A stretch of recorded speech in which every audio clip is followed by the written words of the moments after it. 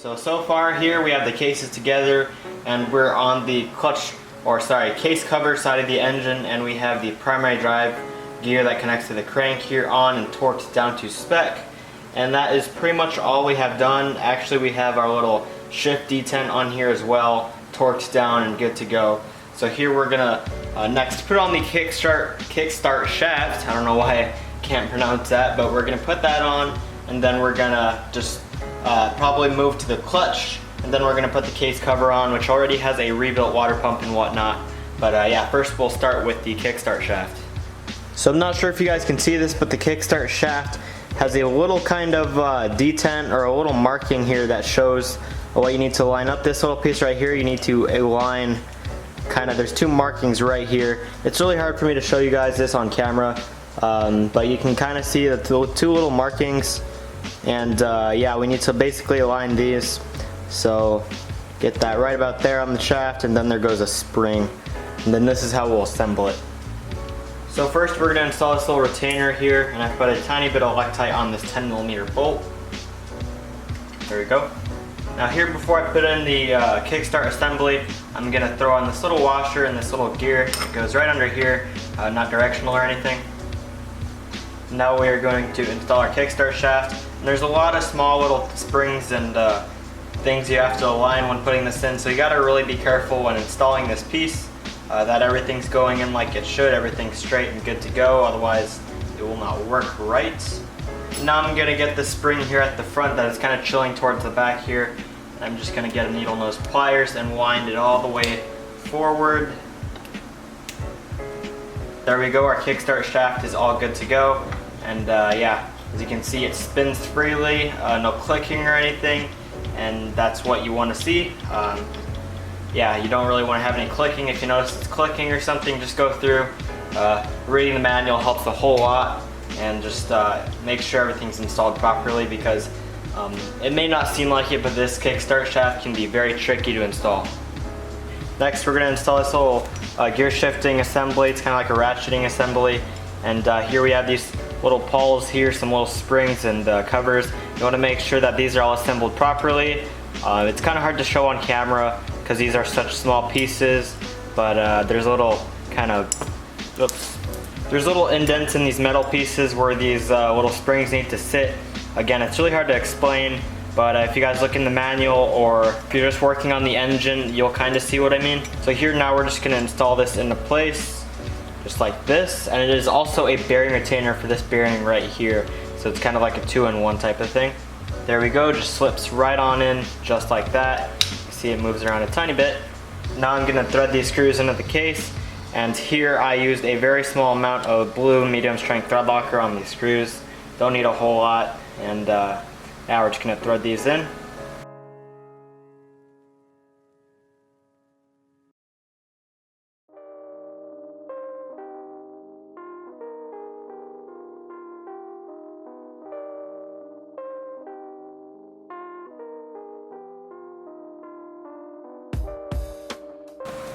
Now I'm going to slide in our shift shaft assembly. I've already coated it really lightly in oil, and this just simply slides all the way through both cases, has a seal on the other side, and fits right into here.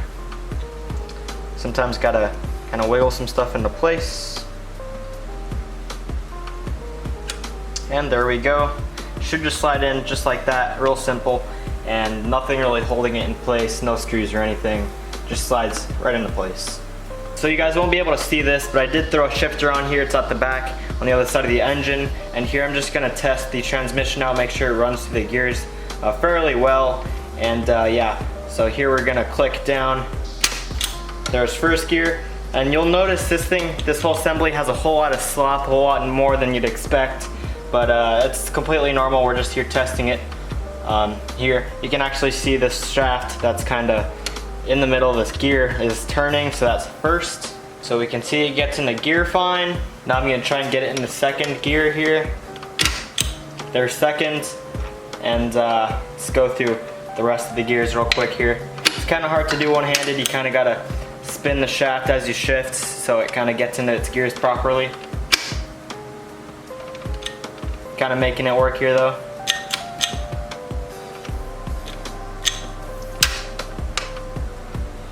Now I'm gonna run back down, all the way back into first.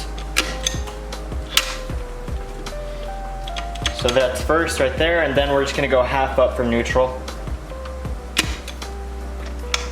That's seconds. Let's go half down.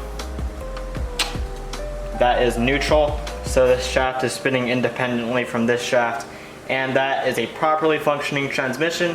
That is what we like to see. Now that we have verified our transmission is working fine, we're gonna start to put together the clutch assembly here. So I'm gonna throw some transmission oil on the shaft. Here I'm gonna put on a collar and the bearing. Here you can see it's two different pieces, a little collar and a little bearing. Throw a little oil on that. Next I'm going to install our outer clutch basket here. We kinda gotta wiggle it onto the bearing and then kinda get it meshed up with the gears, the primary drive gear and some of the other kickstart shaft gears, and just kinda get it meshed into place. Then we have a nice beefy little washer that'll go on right there. Then we have our inner clutch hub here, and again these are both new OEM parts, and we also have a washer on here, a really thin little washer. Then we can install our locking tab and nuts. And now I'm gonna torque this nut down to 51 pound-feet of torque. Yeah, here I'm gonna put on the case cover, trying to line up everything, the kickstart shaft here with the seal, make sure our gasket's on there. And I know some people are gonna ask about this gasket. This was not the gasket provided, and I actually had to make a new gasket, but it should work fine. So here I'm just trying to line everything, especially the power valve governor piece, I think it's called. All right, so now I'm gonna start sliding in some of our bolts here.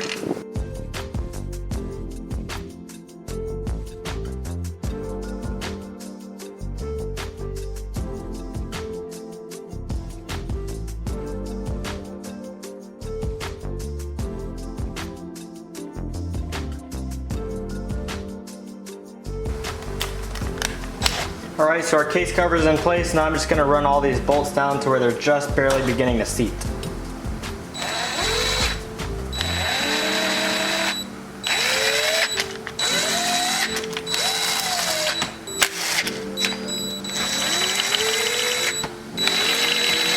Alright, so we have all of our new bolts here, just barely starting to seat into place. Now I'm going to go through and start snugging them up. And I'm going to try and do a crisscross pattern for the initial, just kind of snug down.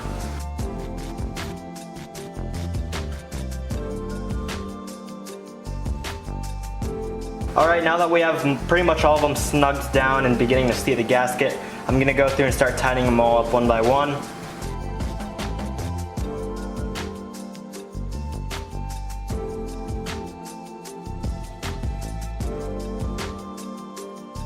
And you'll notice here I'm using a 1/4 inch drive ratchet, a fairly short ratchet, and none of these bolts really need to be crazy torqued down or really cinched down. You really just want to get them nice and snug here with a 1/4 inch ratchet, and you don't want to strip any of these bolts out here. I just like to get them nice and snug, and then I'll move on to the next one. Check it, nice and snug, good. And then I'll do this all the way around. So here we're gonna go around one more time just to do a final check. That bolt's good, that one's good, that one's good. Bolt down here, good, good. That one's good, one right here, good. One up here by the kickstart shaft, another one right here by the kickstart shafts. And there we go. All these bolts are pretty much good to go. Alright, so next I'm gonna throw in all of my clutch discs, so the friction and the steel discs here, one by one.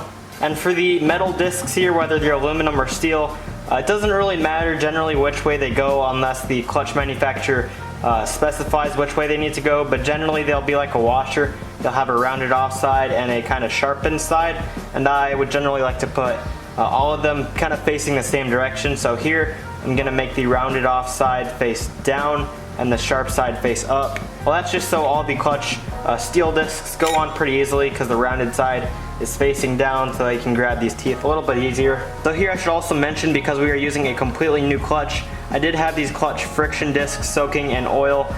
The transmission oil we'll be using for a few days. I don't think you really need to let them sit for a few days, but I just had them sitting.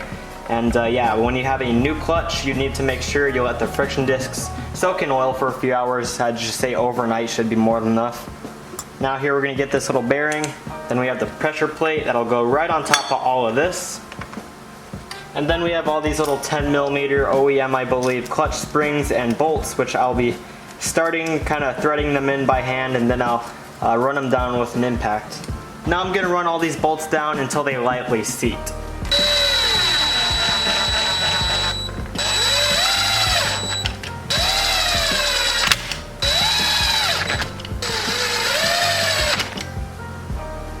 And now I'm just gonna get a 1/4" ratchet and I'm gonna snug all these 10mm bolts up by hand. These really don't need to be too tight. I myself have broken these kind of bolts on my bike, these clutch bolts, just from trying to torque them down with the torque wrench. And of course these are such low torque that at that point it's not even worth it. So I just get them seated and just get them nice and snug, and you should be good to go. These generally, you'll know right away when they're tight because they'll kind of be easy to turn and then they'll stop. They'll kind of like bottom out. So yeah, these you really don't need a whole lot of torque. I just use a 1/4" ratchet and just go through it and make sure they're all seated and snug. Alright, and now that we have our clutch fully assembled, we can throw on our clutch cover here. I'm just reusing the old O-ring and I just greased it up a little bit. 5 new 8mm bolts to complement this nice and shiny cover. It's actually a little bit dirty right now, I need to wipe it off. But here we're just gonna get all these bolts into place. Now I'm just gonna run them all down with an impact.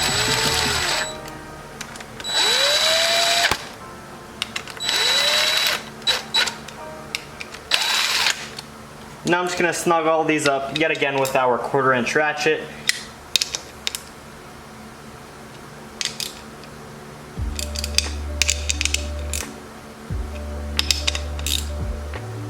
Alright, now we are going to install our reeds. Here we have some V-Force 3 reeds that I took off the bike, Moto Tassinari Performance part, but we have a fresh gasket right there. So we are just reusing our old reeds. And then we have the little boot that clamps the carburetor, and of course we have some fresh screws, 8mm. I believe there's 6 of these.